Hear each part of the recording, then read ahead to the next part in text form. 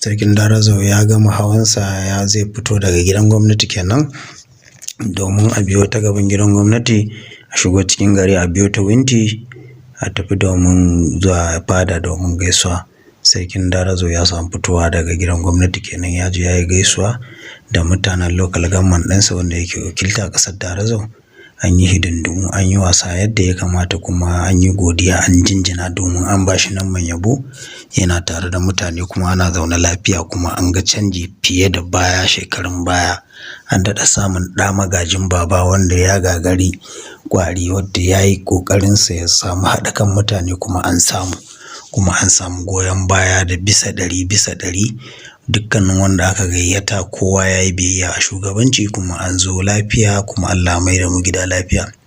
Cikin ikonsa da yaddarsa, Sarkin Darazau ya gama shiga gidan gwamnati kenan. Insha Allahu muna kyauta zaton in Allah ya so ya yarda daga nan zuwa baɗi kuma zai zamanto shi ma sarkin yanka. Muna godiya.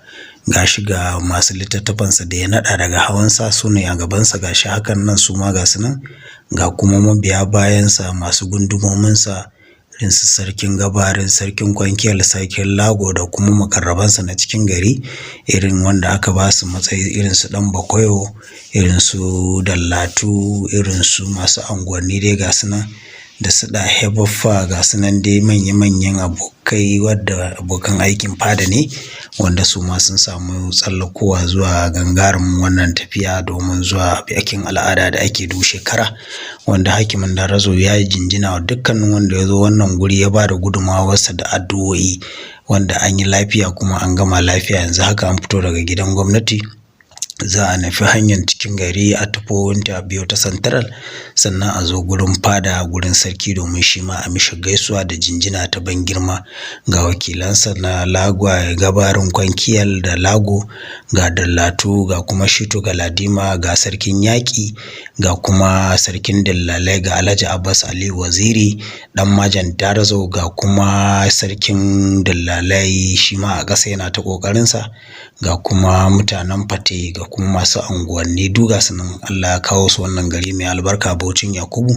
Kuma an gama biki, ga gangamin jama'ar mu, ga mahaya na bayan sarki masu ɗamara, masu kula da lafiyar sarki da kuma matakan yaƙi ko kuma duk ta kwana, ga sunan su ma layinsu daban, ga kuma shamakinsa kusa da shi, ga kuma dogaransa wanda suke gaban sarki masu kula da lafiyar sarki.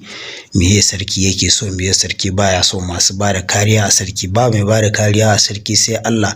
To bisa al'ada kuma akan samu na jikin sarki wanda suke lura da meye zai je dawo, ga sunan kamar haka suna bibiyan sarki gefe da gefe, ana lura da sarki. Shine ga shi kaɗansa yana tafiya Alhaji Ibrahim Babayo Baba akan doki a gaban sauran tawagarsa, gaba tawaga baya tawaga, wanda yanda ake yi kenan cikin ikon Allah. Gashi nan dai an gama, an nufi cikin gari domin a je fadan sarki Bauchi domin a masa gaisuwa, wanda cikin yardar Allah yana tafiya yake tambayan wani daga cikin mahaya yana dokinsa, yake cewa akwai wanda ya zo wanda ya yi replacing ɗinsa ya bashi dokin ya hau, wanda shi ma ya ji daɗin haka.